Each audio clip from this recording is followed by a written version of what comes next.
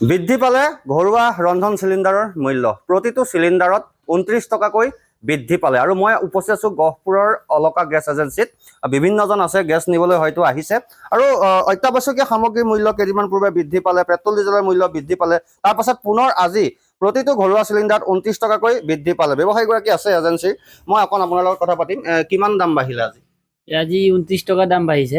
আগতে কিমান আছিলে আগতে 978 আছিলে, এতিয়া আপোনাৰ 1007 টকা হ'ল। 29 টকা বাঢ়িলে হয়, এই বঢ়াৰ লগে লগে অসুবিধা হয়নে আপোনালোকৰ কাষ্টমাৰবিলাকে কৈছে আৰু সদায় চিলিণ্ডাৰ দাম বাঢ়ি আছে আৰু চিলিণ্ডাৰ ইমান ক্ৰাইচিছ হৈ আছে, এইবোৰে কৈ আছে আৰু কাষ্টমাৰ। বিভিন্নজন দেখিছোঁ গ্ৰাহক তেওঁলোক হয়তো চিলিণ্ডাৰ নিবলৈ আহিছে দাদা চিলিণ্ডাৰ ল'বলৈ অহা হৈছে অকণ থিয় হৈ দিব হয় থিয় হৈ দিব চিলিণ্ডাৰ হয়তো নিবলৈ আহি গম পালে 29 টকাকৈ চিলিণ্ডাৰৰ মূল্য বৃদ্ধি পালে হয় হয় বাঢ়িছে বুলি কোৱা শুনিছোঁ।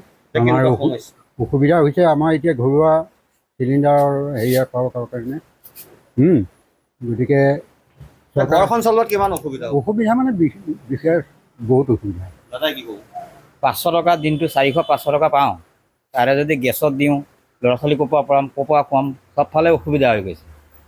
এতিয়া গেছটো ল'বলৈ গ'লে আকৌ 29 টকা 30 টকা বাঢ়ি আছে, মানে সকলোতে মূল্য বৃদ্ধি আৰু মূল্য বৃদ্ধি হৈ আছে। আমি কেনেকৈ চলিম বাৰু সেইটো আপোনালোকে চাব। নিশ্চয়কৈ যথেষ্ট সমস্যা হয় দাদা কি ক'ব অকণ আহিব এইফালে দেখিছোঁ চিলিণ্ডাৰ নিশ্চয় নিবলৈ আহি চাগে ভবা নাছিল দাম বাঢ়িল কিন্তু ইয়াত শুনিলে দাম বাঢ়িল বুলি দামটো 29 টকা বাঢ়িল।